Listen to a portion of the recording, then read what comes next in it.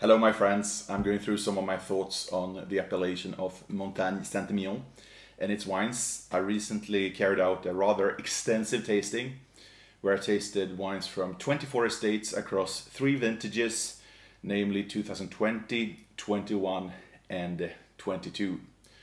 First of all, I think that the wines from this appellation are very homogeneous in terms of style, in terms of quality. We are situated just to the north of Saint-Emilion and west of Pomerol, so there are some quite illustrious neighbors there.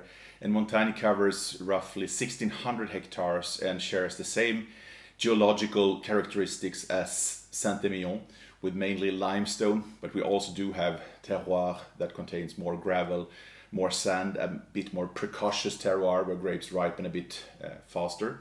And of course, depending on the style of wine, most wines here are blended. Even though Merlot is playing the first fiddle, we do have Cabernet Sauvignon, Cabernet Franc, a little hint of Malbec and Petit Verdot as well. Looking at these vintages, 2020 was a very good vintage across the board.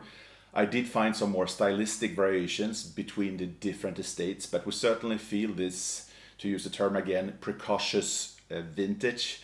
Rather warm vintage character with darker fruits, yet in the end it's always a question of producer and style that really determines how the wine turns out.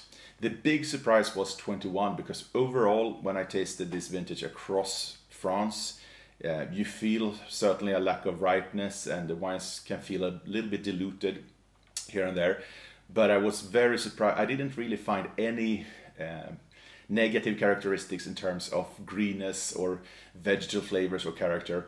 Of course, the wines are shaped in a slightly lighter frame, let's say, but they showed a lot of delicacy with slightly lighter fruit, but with good ripeness of tannin and no vegetal flavors. And I think these wines are presenting themselves truly well today with great drinkability.